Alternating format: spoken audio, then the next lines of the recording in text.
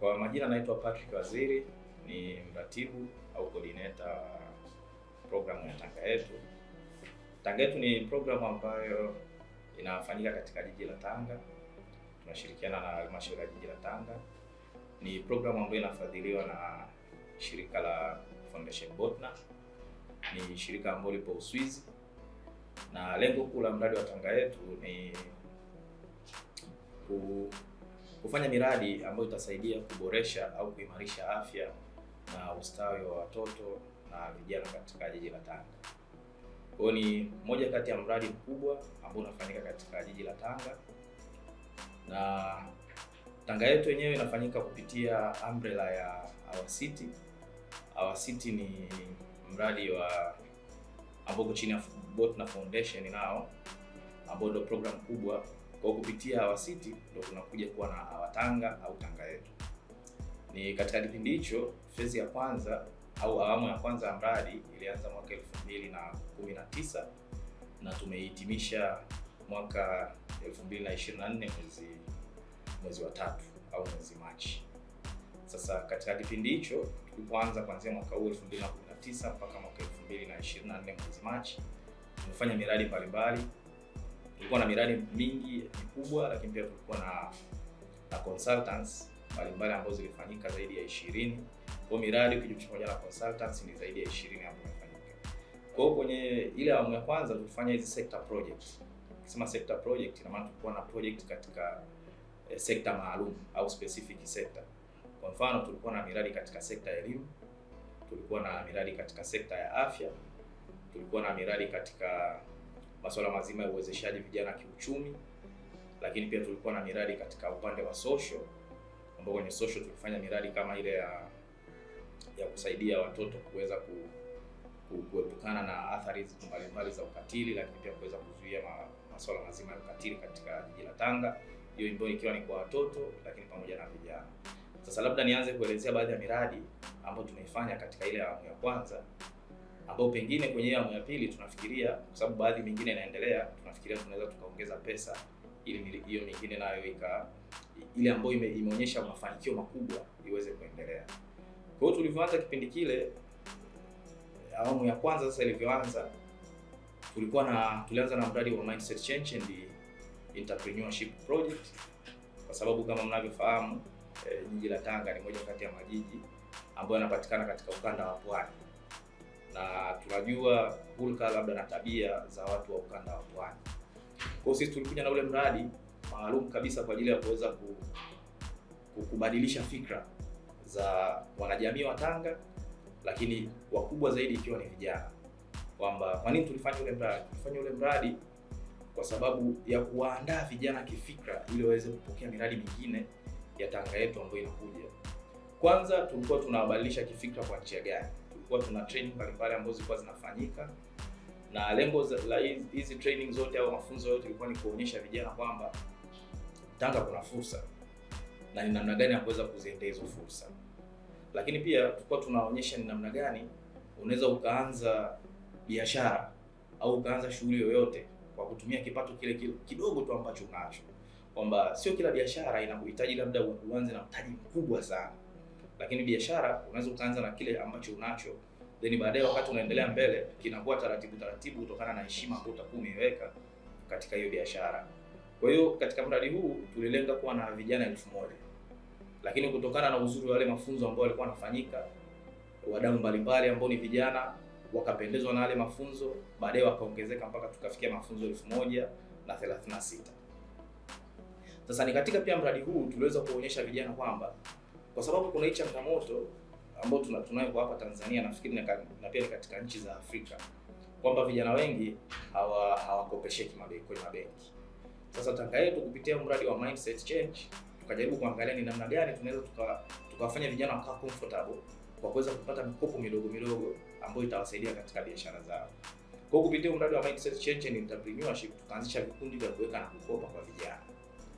Sasa vikundi hivi vya kuweka na kukopa kwa vijana vilikuwa ni vikundi 17 ambavyo vilikuwa vina washiriki kuanzia 10 mpaka 15 katika kila kikundi.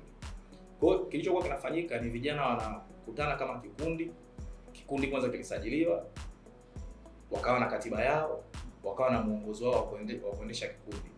Kwa hiyo vijana wakawa wamejiwekea siku maalum za kuweza kukutana kwa ajili ya kuweza kujadili mambo yao. Na katika hizi siku wanazokutana, basi walikuwa wanaweka pesa, ikimaanisha ni kama kikoba, wanaweka pesa, alafu baadaye utakapopata tatizo au labda una biashara yako ambayo unatafuta mtaji na hauna mahali pa kupata huo mtaji, basi kikundi kinaweza kukupa huo mtaji, wewe ukaenda ukafanya kile ambacho unakifanya. Kwa hiyo hii tuliweka ni moja kati ya mbinu, tukifahamu kwamba vijana hawakopesheki, kwa sababu kuna kitu kinaitwa collateral na vijana wengi hawana. Kwa hiyo tulikuja na hiyo maalum kwa ajili ya kuweza kuwasaidia vijana. Na ukiangalia katika kile kipindi ambacho mradi huu ulikuwa unafanyika, baada ya hivi vikundi kuanzishwa ndani ya miezi 6 tu, vijana waliweza kusave zaidi ya milioni 18 kwenye hivi vikundi 17. Kwa taratibu wameendelea, na hata leo kuna vikundi vingi ambavyo bado vinaendelea kufanya na vijana wameendelea kunufaika na hiki kitu. Kwa hiyo lengo letu sasa, tupo kwenye majadiliano na wenzetu wa jiji, kama nilivyosema mwanzo kwamba jiji ni mdau wetu mkubwa. Kwa hiyo tunachokifanya sasa hivi ni kuzungumza na watu wa jiji ili kuweza kuona ni namna gani sasa, kwa sababu ile window ya ile mikopo ya 10% nikimaanisha 442, 4% kwa vijana, 4% kwa kina mama na 2% kwa watu wenye ulemavu, sasa inaenda kufunguliwa. Kwa sisi kama Tanga Yetu sasa tupo kwenye majadiliano na jiji namna gani tunaweza kusupport hawa vijana waliokuwa kwenye mindset change, lakini pia waliokuwa kwenye miradi mingine yote ya Tanga Yetu, kuweza kuona namna gani wanaweza waka access hiyo 10% kwa ajili ya kuweza kufandi au kufinance biashara zao ambazo zimeanzishwa kwa kupitia mradi wa Tanga Yetu. Kwa hiyo mindset change and entrepreneurship, lengo lilikuwa ni kuandaa vijana ili kuweza kuona fursa mbalimbali na miradi mbalimbali ambayo tutaifanya katika jiji la Tanga. Then baada ya hapo sasa tukaja kwenye miradi mingine. Kama nilivyosema, tulikuwa na sector project, kwa hiyo tulikuja kwenye mradi mkubwa kabisa wa uvuvi, ambao kwenye mradi huu wa uvuvi sasa lengo lilikuwa ni, kama mnavyofahamu Tanga kuna bahari, lakini namna gani sasa ile bahari inatumika kwa ajili ya kujiongezea kipato. Kwa hiyo tuliweza kuwa introduce vijana katika fursa mbalimbali ambazo zinapatikana baharini.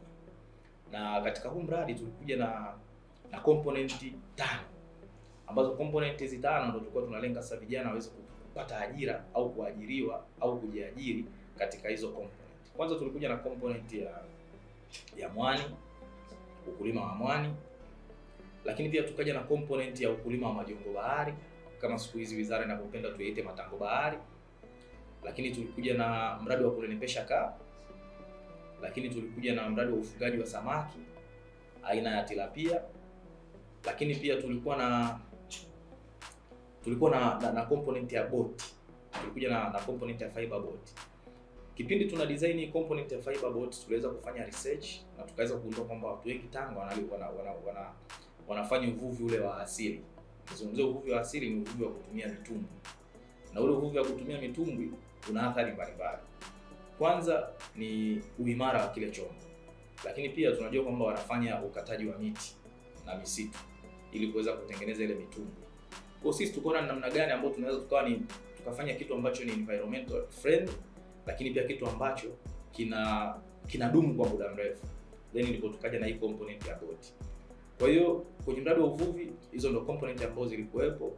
Kwenye mradi wa mwani tulilenga young women, kina mama wadogo, ambao hawa wana fall katika ile category ya youth. Lakini kwenye component ya majongo bahari tulilenga vijana, kwa sababu ya hii component jinsi ilivyokuwa ni ngumu kidogo na inahitaji ulinzi mkubwa wa majongo bahari kule baharini. Kwa hapa tulilenga vijana wadogo. Lakini component ya boti tulikuwa na boti 14, ambazo 12 zilikwenda kwa vijana, lakini 2 zilienda kwa kina mama wadogo ambao wapo katika kata ya Mwarongo, na hapo tutafika pale tutaweza kuwaona. Na hii component nyingine ya unenepeshaji wa kaa ilikuwa ni kwa ajili ya vijana. Kwa jumla ya huu mradi tulikuwa tuna wanufaika 400 ambao walifikiwa moja kwa moja 400, na ambao mpaka sasa hivi bado wanaendelea na hizi biashara. Na kwenye component sasa ya boti ni component ambayo imekuwa ni maarufu sana, kwa sababu nafikiri sisi ndo Tanga Yetu ndio mradi wa kwanza kuweza kuwapatia vijana boti za uvuvi wa samaki na kufanya shughuli za baharini kwa njia ya kisasa zaidi. Kwa malengo yetu sasa tunapoenda mbele, tumejaribu kuzungumza na vijana kuweza kuona changamoto gani wanao kwenye upande wa boti, na tumeona kwamba kunahitajika sasa tuweze kuwasaidia tena au kuwasupport na kuwapatia mafunzo mbalimbali ya kuweza kufanya uvuvi sasa wa kisasa zaidi, ili waweze hata kuinstall zile GPS kwa ajili ya kuweza kufanya tracking ya samaki. Hiyo ndio plani yetu ya future kwenye upande wa boti. Lakini pia kupitia huu mradi wa uvuvi kuna kituo kilikuwa ni cha uzalishaji wa samaki kinaitwa hatchery. Kituo hiki kilianzishwa na wizara, lakini wizara ikaja ikabadilisha mawazo. Ikasema kituo hiki sasa tunaachana nacho kwa sababu walikuwa na plan ya kwenda kuanzisha kituo kingine kikubwa. Kwa sisi kutokana na ule ushirikiano mzuri ambao tunaona serikali ikatupatia kile kituo kwamba sisi tuweze kukiendeleza. Kwa kile kituo tumekiendeleza na kikaanza kufanya operation. Kilichokuwa kinazalishwa pale ilikuwa ni crab, ikimaanisha kaa pamoja na jongo bahari. Lakini kutokana na ufanisi wa kile kituo na umuhimu wa kile kituo, wenzetu wa UNDP nao baadaye wakaona kwamba kuna fursa pale. Nao wakaja kutuconsult, nao wakafanya maendeleo ya kile kituo. Wao walichokisupport kile kituo kwa sababu mwanzo tulikuwa tunatumia umeme, wao wakaja kukitransform sasa tuanze kutumia solar kwa sababu sometime unajua ile ni hatchery, ni kama maabara. Kuna muda umeme unakuwa umekatika. Kwa hiyo unajikuta mnapata hasara. Kwa hiyo wakatusaidia wenyewe wakajoin na wakaweka solar panels pale ili kituo kiweze kuoperate kwa masaa 24. Lengo la hiki kituo sasa ni nini? Unaweza ukajiuliza kwa nini mnaanzisha hiki kituo au mnasupport hiki kituo? Kulikuwa kuna uhaba mkubwa sana wa mbegu za kaa katika jiji la Tanga. Na hata zile ambazo zilikuwa zinapatikana kwa gharama kubwa. Na wakulima wa kaa na wanenepeshaji wa kaa nimekwambia tulifanya ni kwa vijana. Tulikuwa na vijana zaidi 100.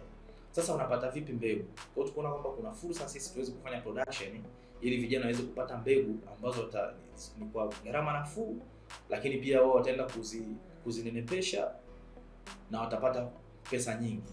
Kwa hiyo ndio ilikuwa lengo kubwa la kuanzisha kile kituo cha hatchery ambapo tutaenda kuiona iko pale Machui. Kwa hiyo hii miradi yote ya seaweed ambayo ni mwani sasa hivi tunaanza sasa, tumeshatoka kwenye ukulima, sasa hivi tunataka tuwapatie vijana mafunzo ili waanze kufanya processing na value addition.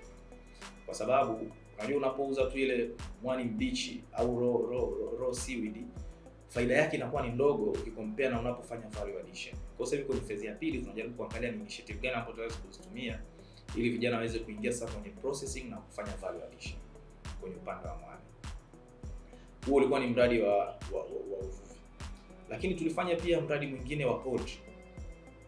Hizo zote ni sector project. Tulifanya mradi wa poultry. Lengo la huu mradi wa kuku ilikuwa ni kuexpose vijana kwenye ufugaji wa kisasa wa kuku.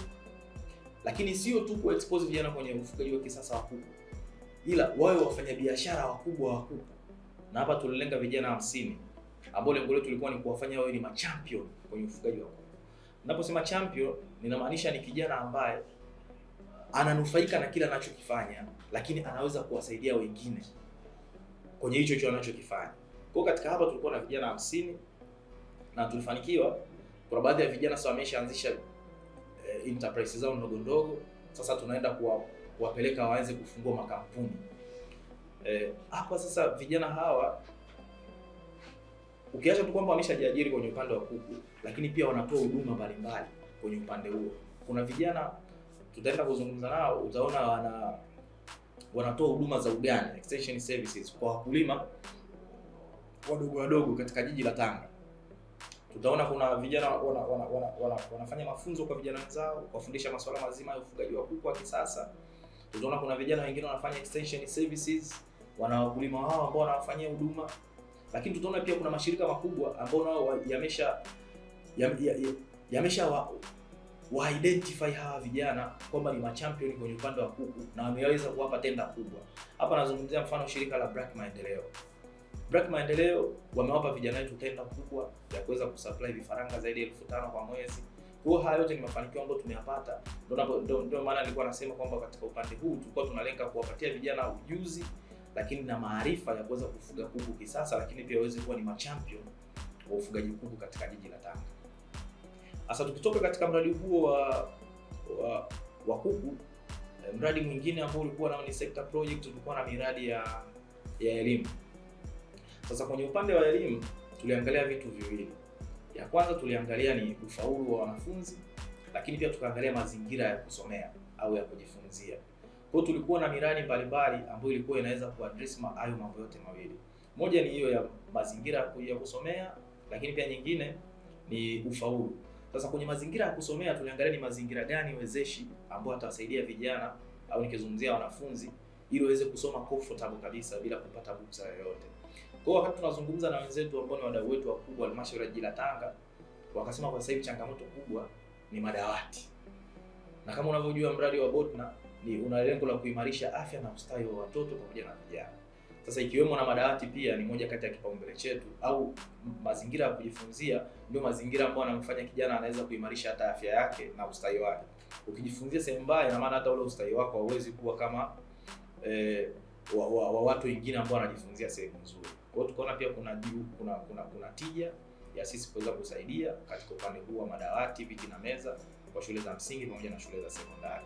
Kwa kwanza tulifanya utafiti mfupi katika shule za sekondari kadhaa na utafiti mfupi katika shule za primary kadhaa. Tukagundua kweli tatizo lipo, kwa sababu tulipofika pale kipindi kile unakuta kijana anaandika kwenye mapaja au kijana mwingine anaandika chini. Kwa hiyo sasa ukiangalia vitu kama vile vinakuwa vina discourage wanafunzi hata kuhudhuria masomo.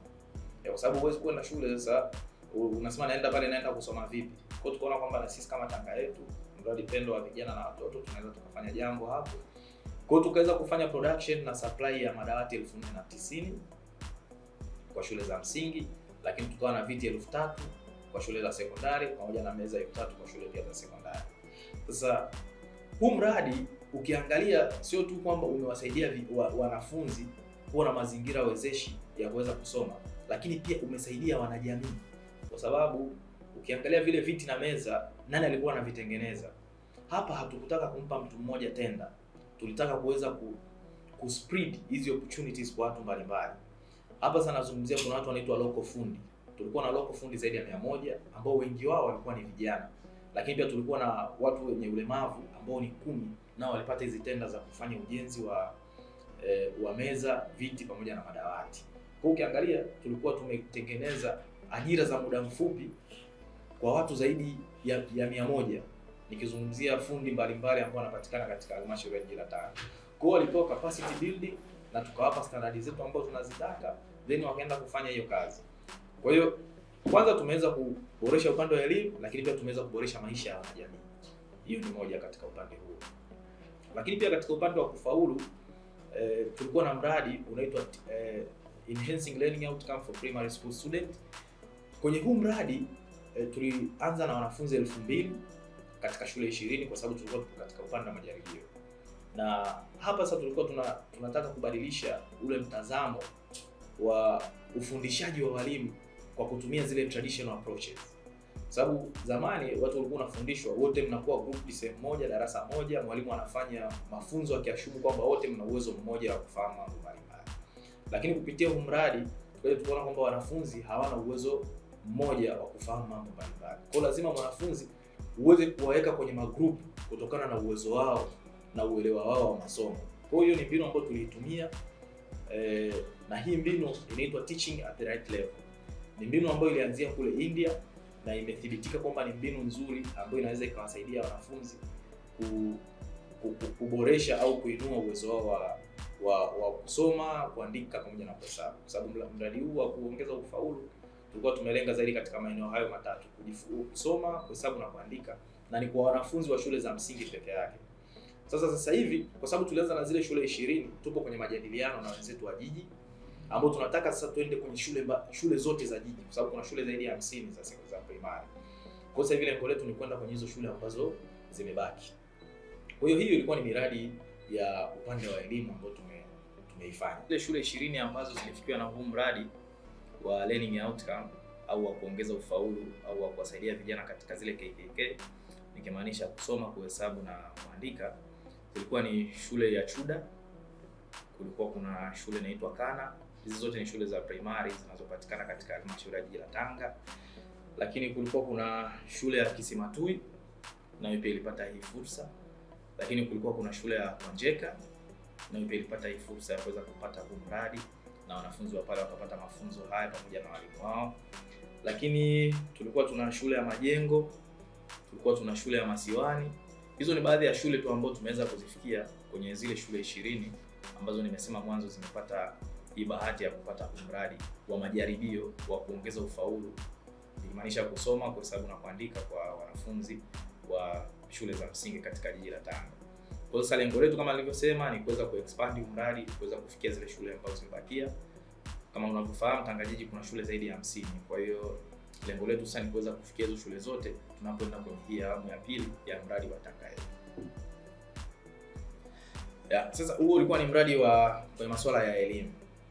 Lakini pia tulikuwa na miradi mingine mikubwa ambayo imepata recognition, kumaanisha kutoka katika jiji la Tanga, lakini pia national recognition kutokana na impact ambayo hii miradi inayo. Tulikuwa na mradi wa Forodhani. Forodhani ni eneo maarufu sana linalopatikana katika halmashauri ya jiji la Tanga.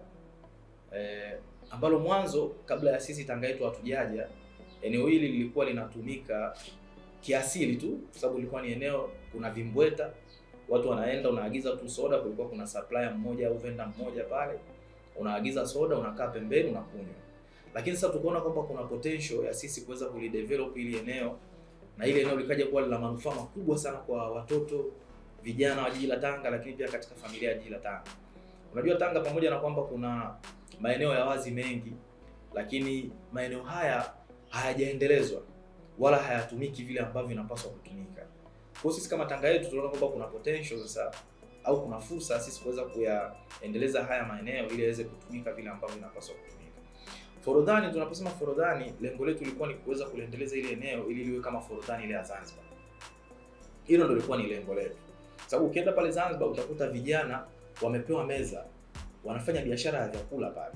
Na kama unavyofahamu Tanga ni eneo la pwani. Kuna baadhi ya vyakula vyake mtu anatoka mikoani anakuja Tanga anasema mimi nikifika Tanga nataka tu nile kitu fulani, ambacho hicho kitu ni tofauti, haiwezi kukipata sehemu nyingine. Lakini kwa Tanga anaweza akakipata. Kwa hiyo sisi tukaona kwamba ni vizuri sasa kuweza kushirikiana na wenzetu wa jiji ili tuweze kuendeleza ile eneo la Forodhani ili liweze kuwa msaada mkubwa kwa vijana kufanya ajira, lakini pia kwa watoto kuweza kucheza pale, kwa sababu nimekuambia lengo letu la Tanga Yetu ni kuimarisha afya na ustawi wa watoto pamoja na vijana. Lakini pia kuweza kulisaidia jiji lenyewe liweze kupata kipato zaidi au mapato zaidi kutokana na hili eneo. Kwa hiyo kwa kuanza kipindi kile tulifanya utafiti, sababu unapofanya ujenzi unapofanya mradi mkubwa kama wa Forodhani lazima uanze na utafiti ili uweze kujua faida na hasara za huu mradi, lakini pia mafanikio yake ni yapi na wapi nitakwama. Kwa hiyo tulishirikiana na wenzetu wa Ardhi University, wakaja wakafanya utafiti namna gani Forodhani inaweza ikatumika, ikaendelezwa, lakini pia ikatumika kwa manufaa makubwa. Sasa kabla ya uendelezaji wa Forodhani kulikuwa kuna vendor mmoja. Nikimaanisha vendor mmoja, tunaweza kusema ilikuwa ni kama mama ntilie pale. Lile eneo ni kubwa sana, lakini kulikuwa kuna mtu mmoja ndio amerekodi. Mtu huyo alikuwa analipa pesa ya kawaida tu kama rent ya kukodi ile eneo kwenda kwa halmashauri. Kwa halmashauri ilikuwa inategemea kodi kutoka kwa mtu mmoja pekee, na ndio amelihodhi ile eneo la Forodhani. Lakini sasa sisi baada ya tulipokuwa tunafanya ule utafiti tukasema ile eneo linatakiwa kuwe na vendors mbalimbali kutokana na miundombinu mbalimbali ambayo tutaiweka pale. Lakini kumbuka kwamba lengo letu haikuwa ni kuweka tu miundombinu, lakini hii miundombinu inaenda vipi kusaidia vijana, watoto, lakini pamoja na halmashauri ya jiji la Tanga. Kwa idea yetu haikuwa ni ujenzi. Idea yetu ilikuwa ni kutumia ujenzi kuleta fursa mbalimbali katika lile eneo. Kwa hiyo katika kipindi kile tukafanya ule utafiti, tukamaliza, tukaona kwamba kuna faida kubwa ya kuweza kuendeleza lile eneo. Tukatafuta mkandarasi akajenga, na baada ya ujenzi wa lile eneo sasa, ukifika sasa hivi pale, mwanzo nilikwambia kulikuwa kuna vendor mmoja ambaye anauza chakula na vinywaji. Lakini ukifika sasa hivi utakuta kuna vendor zaidi ya 5 au 6 katika lile eneo. Lakini kuna vijana zaidi ya 30 tumewasupport na meza za kuuzia vyakula. Kwa hiyo wanafanya biashara ya vyakula na bite na vitu mbalimbali pamoja na vinywaji katika lile eneo. Kwa hiyo utaweza kuangalia, mwanzo tulikuwa tuna mtu mmoja ambaye analipa kodi, lakini sasa hivi kuna vijana ambao mbali na kwamba wanafanya biashara lakini pia wanalipa kodi. Lakini pia kuna vendor zaidi ya 6 ambao pia wanalipa kodi. Sasa tuangalie impact ya hili eneo ipoje. Impact kubwa ambayo imepatikana kutokana na uendelezaji wa hili eneo ni kwamba sasa hivi limeweza kuvutia familia nyingi na watoto na vijana na vijana wa jiji la Tanga kwenda kwenye lile eneo. Mfano ukienda pale siku za sikukuu, mfano mzuri ni sikukuu ya Eid iliyopita, lile eneo lilifurika mpaka eneo la michezo ya watoto tukadhibiti watoto wasiweze kuingia kutokana na madhara ambayo angeweza kupatikana, lakini mwanzo haikuwa hivyo. Kwa hiyo unaona kwamba limeongeza furaha kwa watoto, limeongeza hali ya michezo kwa watoto wanaenda pale wanacheza, imeongeza fursa za ajira kwa vijana wa jiji la Tanga, lakini pia kubwa zaidi imeweza kuongeza mapato kwa halmashauri ya jiji la Tanga. Huwezi kukompea venda mmoja na sasa hivi kuna venda zaidi ya 50 ukijumlisha pamoja na vijana, unaweza kuona mafanikio yake ni makubwa sana. Kwa hiyo huu ni mradi wa Forodhani. Sasa ile approach ambayo ilitumika kwa uendelezaji wa Forodhani ilikuwa ni co-creation approach. Nikimaanisha co-creation approach, ile approach ambayo mnakutana mnatengeneza kitu kwa pamoja, ili hicho kitu kinakuwa kina manufaa kwa sababu kinakuwa kina input au kina mawazo ya watu mbalimbali. Sasa ile mbinu ambayo imetumika uendelezaji wa Forodhani imepata ile recognition kutoka sehemu mbalimbali. Nikimaanisha kwamba kwa mfano mwaka juzi ulifanyika mkutano ambao mgeni rasmi alikuwa ni Vice President, ulifanyikia Mwanza, namna gani ya kuweza kuendeleza maeneo ya wazi yaliyokuwa pembeni mwa fukwe. Kwa hiyo ukiangalia sisi tuliitwa ili kuweza kutoa ile best practice. Namna gani ambayo sisi tulifanya hapa. Kwa hiyo ukiangalia kupitia ule mkutano ambao ulifanyika, moja ya maadhimio ambayo yalitokana na ule mkutano ni kuweza kutengeneza plani ya uendelezaji wa maeneo ya wazi yaliyoko pembezoni mwa fukwe. Hiyo kwetu sisi ni mafanikio makubwa. Lakini ukiangalia ile approach ambayo imetumika pia kwenye ujenzi na uendelezaji wa Forodhani, imeweza pia kutumika kwenye uendelezaji wa masoko mbalimbali kama soko la Dodoma. Yule consultant wetu aliitwa na kipindi kile alikuwa mkuu wa mkoa, alikuwa ni huyu ambaye yuko Simiyu sasa hivi nafikiri. Alimuita akamuuliza namna gani ambapo vipi tumeweza kufanya kwa Tanga, na yeye akachukua ile mbinu akaweza kuendeleza soko la ujenzi wa soko la Dodoma. Kwa hiyo kwetu sisi ni mafanikio pia makubwa kwamba vile vitu ambavyo tumevianzisha Tanga vinaanza kuwa replicated kwenye sehemu nyingine na zile approach mbalimbali ambazo tumefanya. Kwa hiyo huo ni mradi mkubwa sana ambao tumefanya. Mradi mwingine ambao tumeufanya na tunategemea kuuanza, ambao tuliuanza na tunategemea wenzetu wa World Bank watauendeleza, ulikuwa ni mradi wa uendelezaji wa Raskazoni. Raskazoni inaitwa Raskazoni Bath Club. Ni eneo maarufu sana kwa hapa jiji la Tanga ambalo vijana au watoto wanakwenda pale kwa ajili ya kufanya michezo ya kwenye maji. Michezo ya kwenye maji nikimaanisha ni kuogelea na ile relaxation. Watoto wanaenda kuifanya pale. Sasa kilichotokea, sisi tuliona pia kuna fursa ya uendelezaji wa ile eneo ili vijana kuweza kuweka mazingira wezeshi. Kwa sababu sasa hivi hakuna mazingira wezeshi, wanaogelea tu ile kimtaani. Kwa hiyo tuliona kama kuna fursa. Kwa hiyo tulianza kufanya hizo studies mbalimbali, feasibility study, tuliweza kudevelop hiyo michoro mbalimbali ya uendelezaji wa ile sehemu. Kwa hiyo wenzetu wa World Bank walivyoona vile, wakaona kumbe na sisi tunaweza tukaingia hapa tukachip in na kuweza kufanya jambo zuri. Kwa hiyo wenzetu wa World Bank wakaichukua, na sasa hivi wao ndo wanaendelea na wameshaanza hizo hatua nyingine za kupitia michoro na vitu kama hivyo, na wao watafanya ujenzi sawa ile eneo la Raskazoni. Kwa hizo zote sisi kwetu ni mafanikio kwa sababu Tanga yetu imeanzisha kitu alafu imekuwa supported na other development partners. Hiyo kwetu sisi ni jambo kubwa sana. Kwa hiyo mradi mwingine ambao tuliufanya kwenye ile awamu ya kwanza ulikuwa ni mradi wa fursa za ajira kwa vijana kupitia mtandao. Unajua siku hizi vijana wengi sana wana smartphone. Lakini namna gani wanatumia hizo smartphone zao kuweza kutengeneza kipato? Hapo ndio ilikuwa ni changamoto. Kwamba una smartphone lakini unakuwa tunaingia Instagram na kwenye Twitter. Lakini kuna fursa mbalimbali sana za mtandaoni vijana wangeweza kuzifanya lakini hawakuweza kuzifanya kwa sababu hakuna mtu ambaye alikuwa amewaelezea kwamba mtandaoni kuna fursa. Kwa hiyo Tanga yetu tulivyokuja tukatafuta vijana 100 ambao walijiandikisha kwenye huu mradi, wakapatiwa mafunzo namna gani ya kuweza kuzigundua, kuziona na kuzicapture hizo fursa mbalimbali ambazo zinapatikana mitandaoni. Mitandaoni kuna platform mbalimbali, kwa mfano kuna platform ya Upwork.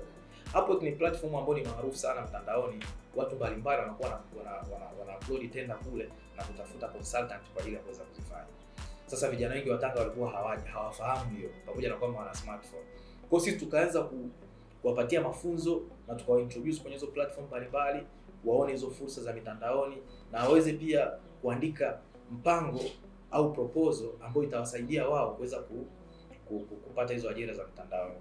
Lakini pia kwa sababu vijana walipewa pia ile online marketing training, wakapata ajira za muda mfupi kutoka kwenye makampuni ya simu kama Tigo waliwapatia ajira za muda mfupi za kumanage upande wa comment kwenye social media zao. Unajua siku hizi ni dunia ya kisasa sana, na unapoingia kwenye social media unaweza ukaweka tu comment yako sehemu yoyote tu, au comment aina yoyote ambayo unaitaka. Lakini sasa ile pale ina faida gani na hasara gani kwenye biashara? Sasa Tigo waliona kwamba watu wanaweka labda comment ambazo ni negative kuhusiana na bidhaa zao. Kwa hiyo yule consultant ambaye tulimuengage kufanya assignment ana link na Tigo wakamtafuta, wakamwambia tunahitaji vijana kuweza kutusaidia kumanage upande wa comment kwenye social media zetu. Kwa hiyo vijana kazi yao ilikuwa ni kufuta zile negative comment zote ambazo watu wanaziweka kwenye social media za Tigo. Walikuwa ni vijana wa Tanga yetu. Lakini pia kuna vijana ambao wameanzisha biashara zao za graphic design, au ni vijana wa Tanga yetu, tutaenda kuwaona. Kuna vijana wamefungua stationery kutokana na yale mafunzo ya digital training ambao waliyapata. Vijana wengi wamepata ajira. Kuna vijana ambao walipata ajira kwenye farmers kwa sababu tu wana uwezo wa kutumia kompyuta, ni kutokana na yale mafunzo ya online digital training ambao walikuwa wameyapata. Kwa hiyo huu ni mmoja kati ya mradi pia ambao ulikuwa ni fursa ambao tuliwapatia vijana wa jiji la Tanga. Lakini pia kitu kingine ambacho tumekifanya, kama nilivyotangulia kusema mwanzo, moja kati ya lengo la mradi wa Tanga yetu ni kuliwezesha jiji la Tanga ili liweze kutoa huduma rafiki kwa vijana na watoto wa jiji la Tanga. Sasa kwa kufahamu hivyo, jiji haliwezi kutoa huduma rafiki kama hawana mapato, nikimaanisha pesa. Sasa na sisi pia, kwa sababu pia kipaumbele chetu kimoja ni kulifanya jiji la Tanga liweze kuwa smart city, walituletea maombi kwamba kuna system mpya imeanzishwa inaitwa Tausi system, na sisi wakaomba Tanga yetu tuweze kusupport. Kwa Tanga yetu, kwa sababu tayari tuna vijana ambao walipatiwa mafunzo ya online digital training na wanaweza kufanya data collection, tukawaengage wale vijana ambao hawa ni vijana wameunda NGO yao ambao imetokana na Tanga yetu, inaitwa OMAT. OMAT ni kifupisho cha neno okoa maisha kwa takwimu. Yaani okoa maisha kwa takwimu maana yake ni kwamba takwimu ndio itakao kusaidia wewe kufanya maamuzi sahihi na kuweza kuokoa hata maisha ya watu. Kwa hiyo tukawaengage wale vijana wa OMAT, tukawapatia mkataba na wakaenda kukusanya hizo data, ikimaanisha wanakusanya data za wafanyabiashara wa jiji la Tanga, lakini pia kuwawezesha wafanyabiashara, kuwasaidia na kuwatrain wafanyabiashara wa jiji la Tanga waweze kujiregister kwenye Tausi. Na ukishajiregister kwenye Tausi, ina maana leseni na kila kitu kinapatikana kule kwenye Tausi. Sasa kipindi hiki mafanikio makubwa ambayo tumeyapata ni kuweza kuidentify wale wafanyabiashara ambao walikuwa wanafanya biashara Tanga lakini hawafahamiki popote. Kwa hiyo watu hawa walikuwa hawalipi kodi.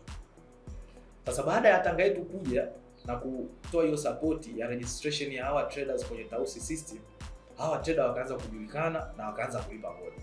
Kwa moja kati ya athari chanya ambazo tunazipata hapa ni kuongezeka kwa mapato ya halmashauri, kwa sababu sasa tayari tunawafanya biashara ambao wanajulikana na wanalipa kodi, lakini pia wana leseni. Kwa hiyo pamoja na story yote hiyo ya Tanga yetu, tangu tumetoka mpaka tulivyo hivi sasa, tulikuwa kwenye phase ya kwanza. Sasa tulikuwa tuko chini ya leadership au ya uongozi wa Tanga yetu steering committee. Tanga yetu steering committee ni bodi ya mradi au ni bodi ya program ambao kazi yake yenyewe ilikuwa ni kuprovide leadership, ni provide leadership na oversight ya program. Kwa hiyo Tanga yetu steering committee sasa yenyewe ndio ilikuwa ni decision making body organ ya Tanga yetu. Yaani ndio kile chombo cha kufanya maamuzi na kutoa maamuzi kuhusiana na mradi wa Tanga yetu. Sababu kwenye phase ya kwanza au awamu ya kwanza ya mradi tulikuwa tuna organization mbili ambazo zilikuwa zinafanya hizi kazi za Tanga yetu. Kwanza tulikuwa tuna fund manager ambaye alikuwa na manage fund kwa niaba ya Botna Foundation, lakini pia tulikuwa tuna secretariat ambaye secretariat mwenyewe alikuwa kazi yake ni kufanya zile kazi za kila siku za mradi kuratibu mradi, kuratibu shughuli zote za mradi ilikuwa iko chini ya secretariat. Lakini phase hii ya pili sasa tunapokwenda kwenye awamu ya pili ya mradi, hii itabadilika kwa sababu kwa sasa hivi tuna taasisi moja ambayo ndio inafanya kazi zote za kumanage fund, lakini pia inafanya hizi kazi za kila siku za uratibu wa mradi. Kwa hiyo kipindi kile sasa tulipoanza ile awamu ya kwanza, steering committee ndio ilikuwa ni kila kitu. Kazi yake yenyewe ilikuwa ni kupitisha miradi, kupitisha bajeti mbalimbali za miradi, kupitisha shughuli gani zifanyike za miradi, na kupitisha jambo lolote ambalo lilikuwa kabla halijafanyika lazima lilikuwa lipitie kwenye hiki chombo cha maamuzi ambacho ni steering committee. Kwa hiyo ni watu ambao wametusaidia sana. Hawa ni chombo ambacho kinaundwa na watu wenye ujuzi mbalimbali. Tulikuwa tuna mwenyekiti wa steering committee ambaye alikuwa ni katibu mkuu alikuwa ni naibu katibu mkuu wa TAMISEMI kipindi kile, lakini sasa hivi ni mstaafu. Lakini pia alikuwa ni mganga mkuu wa serikali, anaitwa Dr. Deodatus Mtasiwa. Lakini pia tulikuwa tuna members wengine, tulikuwa tuna Mzaidi ni yeye mwenyewe alikuwa ni mkurugenzi wa halmashauri mbalimbali, alikuwa ni city director wa jiji la Arusha, akaenda pia Mbeya na sehemu nyingine ambazo amewahi kuhudumu chini ya wizara ya TAMISEMI. Kwa hiyo unaweza kuangalia ni namna gani steering committee ilikuwa ina watu ambao wameshiba, wenye uzoefu na wenye skills na qualification mbalimbali kutokana na yale maeneo ya mradi. Kwa hiyo ndio ilikuwa ni management structure ya Tanga yetu kwenye phase ile ya kwanza. Kwa hiyo secretariat pamoja na fund manager wote walikuwa wana report kwa steering committee kwenye yale mambo ya kila siku, lakini kuna reports zilikuwa zinaenda direct kwa botna, lakini pia kuna report ambazo zilikuwa zinaenda kwa steering committee. Kwa hiyo pamoja na chini ya uongozi wao kuna mafanikio makubwa ambayo tumeyapata, lakini kama mnavyojua Tanga yetu ni mradi mkubwa, lazima kutakuwa kuna changamoto mbalimbali ambazo zimetokana na either ni katika utekelezaji, either ni changamoto ambazo zimetokana na wakati tuna design miradi, au ni either ni changamoto ambazo zimetokana baada ya ile miradi kuisha. Kwa hiyo moja kati ya changamoto kubwa ambayo tumeipata kwenye awamu ya kwanza ya mradi wa Tanga yetu ni ile coordination ya stakeholders. Hiyo ilikuwa ni changamoto kubwa sana. Sasa unafahamu Tanga yetu ina stakeholders mbalimbali. Hii miradi yote ambayo nimeitaja haikuwa tunafanya sisi, walikuwa wanafanya partners ambao tunawapa mikataba. Kwa sisi tunatangaza tenda, then wale partners wanaomba. Sasa ukija kwenye coordination ya hawa partners ambao tumefanya nao ni zaidi ya 20, coordination yao inakuwa vipi? Lakini ukiangalia pia nimesema tulikuwa tuna secretariat, lakini pia kuna fund manager. Sasa hapa ikatokea kitu kinaitwa blame shifting. Unakuta kitu hakijafanyika, huyu anamsingizia labda fund manager hajafanya, huyu anamsingizia labda secretariat ndio hajafanya. Kwa hiyo kulikuwa kuna hiyo changamoto hapo kwanza kati ya coordination ya mradi. Hizo sasa ni internal challenges ambazo zilikuwa zinatokea kabla tujaenda kwa hizi za external za kudili na stakeholders. Kwa hizo za internal kulikuwa kuna hiyo, lakini pia kulikuwa kuna changamoto ya communication. Unajua lazima tu sometimes kutakuwa kuna communication breakdown mahali unapokuwa na taasisi. Huku kuna steering committee, huku kuna secretariat, huku kuna fund manager. Ile communication yenu haiwezi kuwa na ile flow ambayo ni consistent kila siku. Lazima tu kuna muda mtajikuta kuna communication gap kati yenu. Hiyo ilikuwa ni changamoto pia. Lakini pia sometimes kwenye hivi vitu ambavyo tulikuwa tunafanya unakuta kuna zile requests tulikuwa tunazipata. Sasa unakuta wanasiasa wanadhani kwamba Tanga yetu tunaweza tukafanya kila kitu ambacho kinahusiana na siasa. Kwa hiyo tulikuwa tunapata hizo request pia za wanasiasa. Unajua wanasiasa wengine ni wakubwa, kuweza kuwakatalia kuambia kwamba Tanga yetu sisi hatusupport hicho kitu. Na ilikuwa ni moja kati ya changamoto kubwa ambayo tumeipata. Lakini ukija kwenye changamoto sasa za kudili na hawa beneficiaries ambao nikimaanisha vijana, napo kulikuwa kuna changamoto zake. Changamoto kubwa sana ambayo tulikuwa tumeipata ni vijana wa Tanga wako over ambitious. Na sidhani kama ni vijana wa Tanga tu, nafikiri ni vijana wa Tanzania nzima na Afrika. Unapomuintroduce kwenye fursa, vijana wengi sasa hivi moja kati ya kipaumbele chao anataka akipata pesa anunue gari. Sasa unamwambia kijana kwamba hapa kuna fursa kwenye uvuvi, tutakusupport kitu fulani. Yeye malengo yake, mimi nitapewa pesa nitaenda kufanya mwenyewe. Na hiyo pesa labda pengine nitainunulia gari, au hii faida ambayo nitaipata haraka nitanunua gari. Kulikuwa kuna hiyo. Sasa kijana anaingia kwenye fursa, anaingia kwenye mradi labda ya uvuvi, au labda wa kuku, au labda wa mindset change, au labda wa digital. anategemea kwamba nitapata pesa ya haraka haraka au nitapata kitu cha haraka haraka, niende labda nikanunue kitanda, nikanunue godoro, nijenge nyumba, ninunue kiwanja, ninunue gari, baiskeli, pikipiki. Sasa akiingia kwenye mradi hajui kama ile ni gradual process ambayo inaenda kumbadilisha yeye. Anataka ile mafanikio ya pap, amefanikiwa, ametoka, ameenda. Sasa anapoingia kwenye mradi anakutana kule kuna thinking tofauti, anakuwa discouraged kwa sababu ameshaandaa mindset yake, ameshaandaa kwa ajili ya vitu fulani, ana drop out. Kwa kuna baadhi ya vijana walikuwa na drop out kwenye mradi kutokana na hizo over ambition au over vision ambazo walikuwa nazo. Sio mbaya kuwa hivyo, lakini pia tujue kwamba kila kitu ni hatua. Hiyo ilikuwa ni katika upande wa vijana, lakini pia kingine nimesema tulitoa zile boti kwa ajili ya uvuvi. Sasa kuna baadhi ya vijana ambao hawakuwa waaminifu. Kwa sababu zile boti zinaweza kwenda mpaka deep sea. Ni boti ambayo unaweza kutoka nayo kwa kwenda nayo mpaka Zanzibar na kuendelea mbele. Sasa kuna baadhi ya vijana wakaanza kufanya biashara ambazo sio nzuri, wanazikodi zile boti kwa either kwa wavuvi wakubwa ambao hawa wavuvi wakubwa nao wanaenda kufanya biashara ambazo sio nzuri. Kwa mfano tulipata kesi za boti kubeba mirungi, vitu kama hivyo, ambayo hiyo ni changamoto kubwa sana ambayo tulipata, japokuwa ilikuja ikaisha. Kwa unakuta kuna ile matumizi ya vifaa vilivyotolewa kwa ajili ya mradi, wao wanavitumia kwa matumizi ambayo sio. Hiyo ilikuwa ni changamoto kubwa sana ambayo tumeipata kwenye ile awamu ya kwanza. Lakini changamoto nyingine ambayo tumeipata kwenye ule mradi, ukiacha tu kwamba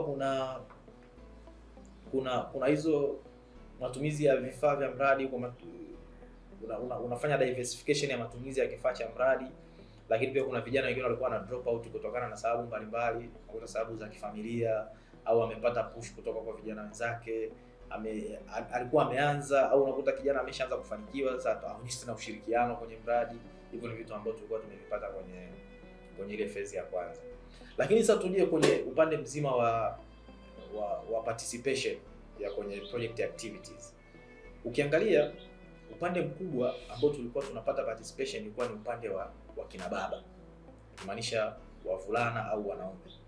Ukiangalia wanawake, participation yao ilikuwa ni haimechi, yani sio sawa na participation ya wanaume, kwa sababu nafikiri hiyo ni culture tu ambayo imejijenga kwenye hizi halmashauri ambazo ziko katika ukanda huu wa Pwani, kwamba kina mama wana aina fulani ya vitu ambavyo wanapenda na kina baba wana aina fulani ya vitu ambavyo wanapenda. Kwa hiyo unaangalia hata kwenye vitu vingi participation yao haikuwa kubwa sana. Ndio maana unaweza kuona hata kuna baadhi ya miradi ambayo tumetembelea, tunaona wengi wanakuwa ni watoto wa kiume, sababu tuna ile culture kwamba watoto wa kike wanatakiwa kukaa nyumbani, kulea familia na kutunza familia. Kwa hiyo hiyo nayo ni kitu ambacho kimeonekana pia kwenye awamu ya kwanza ya mradi wa Tanga Yetu. Sasa tunapotoka kwenye phase ya kwanza tunakwenda kwenye phase ya pili, kuna vitu mbalimbali ambavyo tumetegemea tuvifanye. Sasa hivi tumeshaanza kufanya ideation ya miradi mbalimbali ambayo tutaifanya kwenye phase ya pili, na tunategemea kutoa maeneo yetu ya kipaumbele tumeyaboresha zaidi. Mwanzo tulikuwa tuna eneo la education, tulikuwa tuna eneo la skills development, tulikuwa tuna eneo la innovation, tulikuwa tuna eneo la health. Lakini sasa hivi tumefanya expansion ya haya maeneo.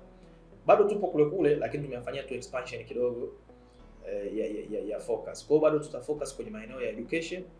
Kwenye education tutaangalia zaidi hapa kwenye kuwawezesha vijana waweze kuondokana na ile ufaulu finyu au kufaulu kwa kiwango kidogo.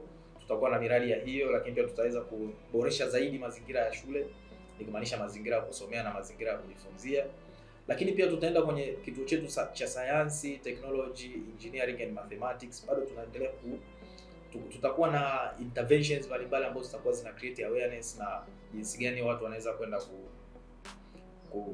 watakuwa wanaweza kuhudhuria kwenye kile kituo cha STEM Park. Hiyo ni kwenye upande wa education. Lakini kwenye upande wa health nako pia tutakuwa na interventions za mental health. Lakini pia tutakuwa na kwa Tanga sasa hivi kuna hii kitu kimeibuka kwamba kuna utumiaji mkubwa sana wa madawa kulevya. Kwa sisi mwaka huu pia tumejipanga vizuri zaidi kufanya intervention huko. Kwanza kuwasaidia wale ambao wameshaingia ili waweze kutoka, lakini wanapotoka sasa tunaweza kuwalink na opportunities mbalimbali ili waweze wasirudi tena kwenye masuala ya madawa kulevya. Sababu unapomtoa mtu kwenye madawa kulevya alafu akaendelea kubaki bado yuko idle, ina maana mindset yake bado itakuwa inajichuni tu kuweza kufikiria vile vitu. Lakini utakapompa kitu cha kuendelea kufanya, atakuwa na uwezo mkubwa sana kuweza kutoka huko na kuweza kuwa raia mwema na raia wa kawaida. Kwa hiyo ni upande wa masuala ya health tutafanya hivyo. Lakini tutakuwa na masuala ya technology adoption na innovation. Jana tumeenda pale kwenye kituo chetu cha Fab Lab, tunataka tuweze kuendelea kuwa na vijana wengi waweze kwenda pale ili tuweze kuwa na young innovators katika jiji la Tanga. Lakini tutakuwa na bado kwenye fursa ya entrepreneurship, bado tutafanya sana pale kwa sababu nchi zetu za Kiafrika changamoto kubwa zaidi ni ajira, na sisi tunataka tuweze kuwasaidia vijana wa Tanga waweze kujiajiri au kuajiriwa au kupata ajira kwenye sekta za uzalishaji mali ambazo zinaendana na skills ambazo wanazo. Kwa hiyo tutaendelea bado kufanya training ambazo zitakuwa na match skills ambazo vijana wanazihitaji, lakini pia vijana skills ambazo zinahitajika katika soko la ajira. Hivyo tutaifanya sana kwenye phase ya pili ya Tanga yetu.